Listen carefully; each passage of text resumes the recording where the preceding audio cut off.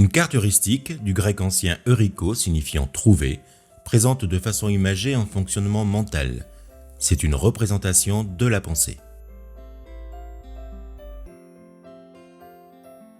C'est Tony Buzan qui a développé dans les années 1970 la technique du mind mapping, d'après ses observations sur le travail du cerveau, fonctionnant selon un principe qu'il appelle pensée irradiante ou arborescente.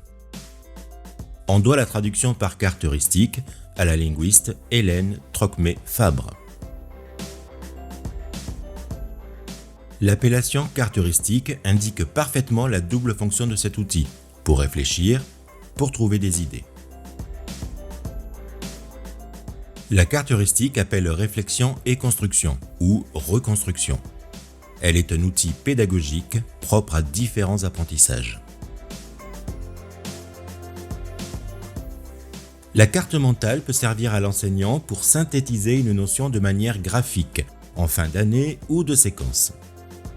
Pour les élèves, elle est un formidable outil pour l'aider à affiner une idée centrale afin de préciser sa pensée. Pour la classe, elle peut se construire de manière collaborative et servir de support à des activités de groupe différentes pour chaque groupe, en lien avec un des nœuds de la carte.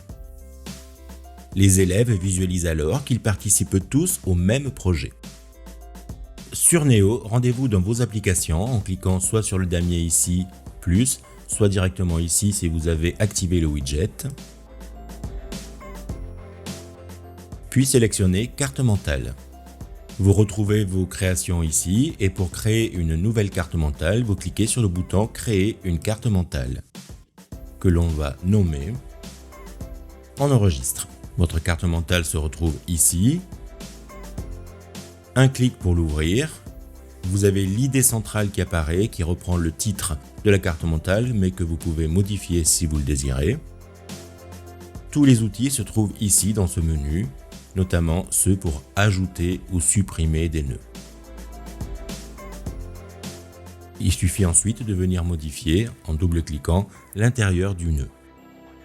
Je sélectionne le nœud, je rajoute un nouveau nœud. Si je veux que le nœud qui vient d'apparaître se développe à partir de l'idée 1 et pas de l'idée centrale, en cliquant avec le bouton gauche de la souris, je le fais glisser ici. Je viens rajouter un nouveau nœud. Voilà.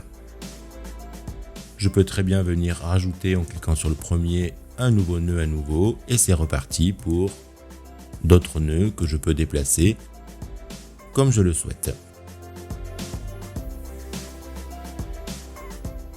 N'oubliez pas d'enregistrer votre document à la fin. En recliquant ici sur Carte mentale, je vais pouvoir venir, en cliquant sur le petit plus, faire apparaître le bandeau orange que vous connaissez bien sur Néo pour pouvoir partager ma création. En partageant ma création, si je veux la rendre collaborative, n'oubliez pas de cocher Contributeur.